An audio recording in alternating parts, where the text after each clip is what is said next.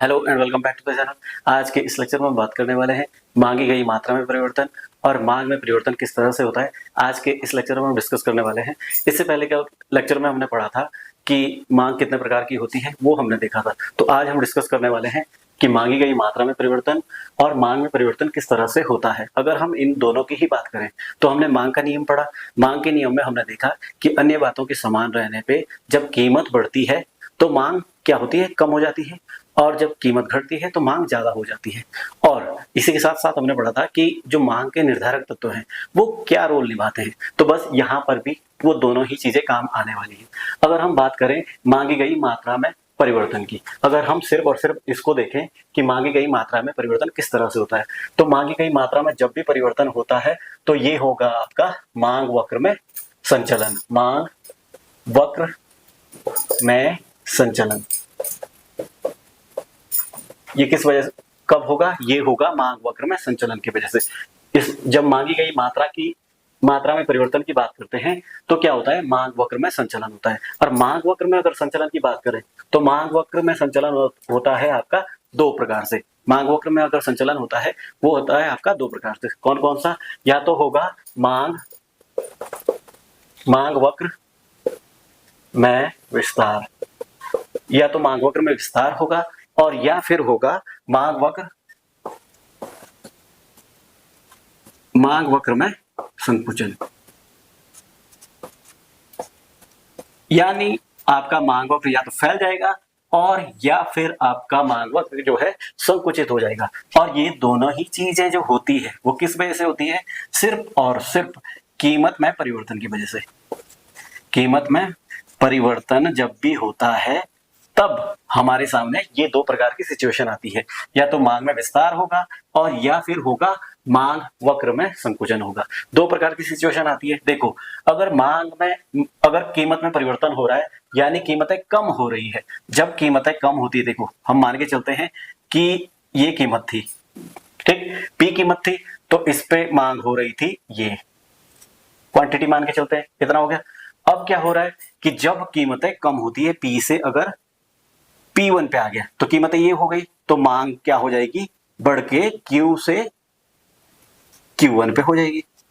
ठीक, तो जब Q से Q1 पे हो जाएगी तो देखो पहले मांग ये थी, अब ये हो गई है, तो मांग वक्र जो है आपका वो शिफ्ट होकर के यहां आ जाएगा, है ना। शिफ्ट क्यों? यहां से क्या होगा? विस्तार होगा इस मांग वक्र का। जो मांग वक्र पहले यहां था अब इसका विस्तार हो गया यहां तक, तो डी करके ये आपका क्या हो जाएगा? मांग वक्र। तो इसको बोलेंगे मांग वक्र में विस्तार। एक चीज हो गई आपकी ये। अगर हम मांग वक्र में संकुचन की बात करें तो मांग वक्र में संकुचन किस प्रकार से होगा? सेम वक्र बनाना है। आपका एक्स एक्सिस हो गया, ये आपका ओरिजिन हो गया, और ये आपका हो गया वाई एक्सिस। ठीक, हम मान के चलते हैं कि ये आपकी क्या थी? कीमत थी, और इतनी आपकी क्या थी? मांग हो रही थी। ये मान के चलते हैं पहली कीमत आपकी ये थी और इस कीमत पर आप इतनी क्वांटिटी की डिमांड कर रहे थे। ठीक, अब क्या हुआ कि जैसे ही कीमत P से P1 हुई, ठीक, तो कीमतें बढ़ गई, तो क्वांटिटी क्या हो जाएगी? यहां से कम हो जाएगी, और इस तरह से आपका क्या है? ये Q से Q1 पे आ गया, शिफ्ट हो गया। जैसे ही कीमतें बढ़ी, यहां पे क्या हुआ? कीमतें घटी, तो मांग में विस्तार हो गया, और कीमतें बढ़ी तो यहाँ पे क्या हो गया? क्वांटिटी क्या होगी? कम। तो जो मांग वक्र पहले यहां था वो मांग वक्र क्या है?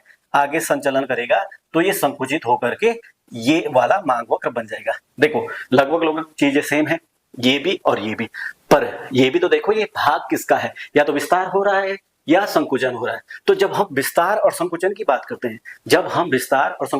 करते हैं तो यहाँ पे आप एक चीज देख रहे होंगे कि दोनों वक्र सेम तो हैं, पर यहाँ पे हमें चीजें क्या पता चल रही है कि जब यहाँ पे कीमतें कम हो रही हैं तो मांग वक्र में विस्तार हो रहा है, और जब कीमतें आपकी यहाँ बढ़ रही है तो मांग वक्र आपका क्या है? मांग वक्र आपका पीछे की तरफ बढ़ जाता है। ये देखिए यहाँ पे कि जब कीमतें बढ़ी हैं तो मांग वक्र पीछे की तरफ चला गया है। तो इस तरह से आपने देखा कि मांग वक्र में संचलन किस प्रकार से होता है। तो ये दो प्रकार से होता है, मांग में या तो विस्तार होगा या संकुचन होगा। अब बात करते हैं कि मांग में परिवर्तन किस प्रकार से होता है। अगर हम मांग में परिवर्तन की बात करें तो यहाँ पे सारा खेल किस चीज का था?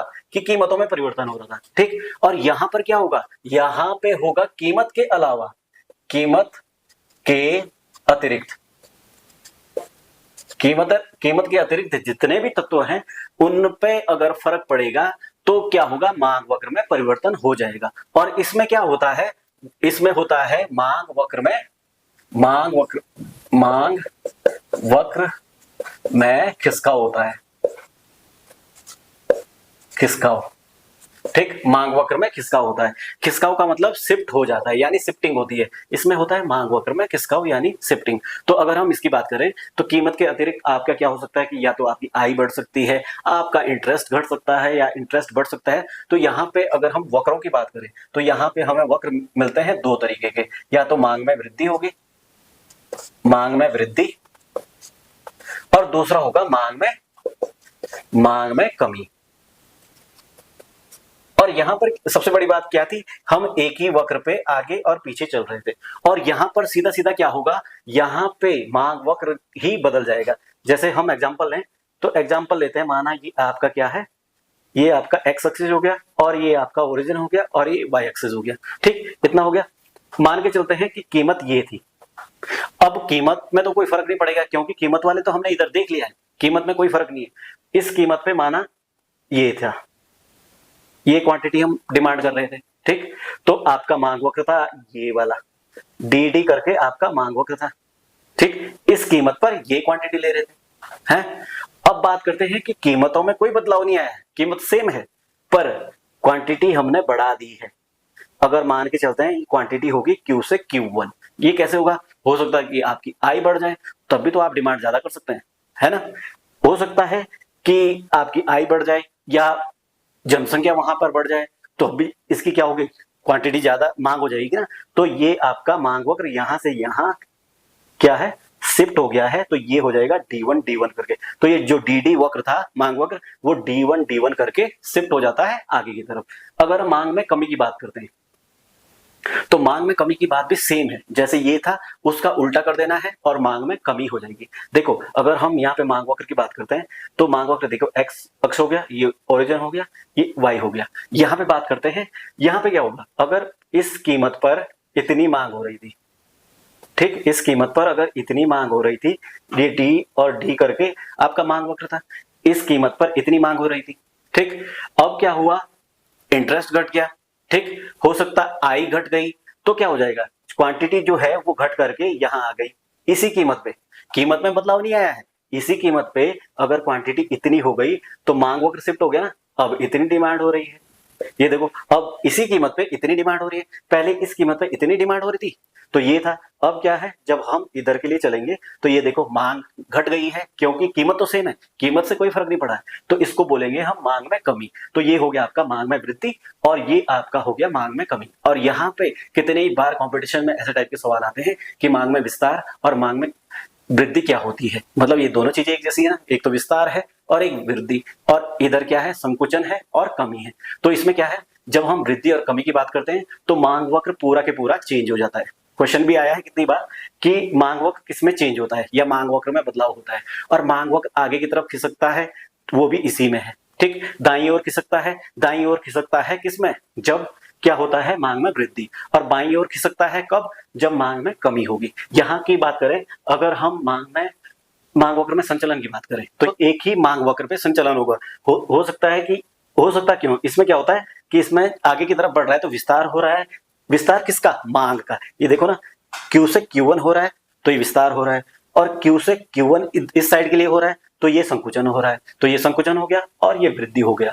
आई होप कि आपको ये लेक्चर समझ आ गया होगा। समझ आ गया तो वीडियो को लाइक कर दें, शेयर कर दें अपने दोस्तों के साथ, और आपकी कुछ भी क्वेरीज हैं तो कमेंट में जरूर लिखें।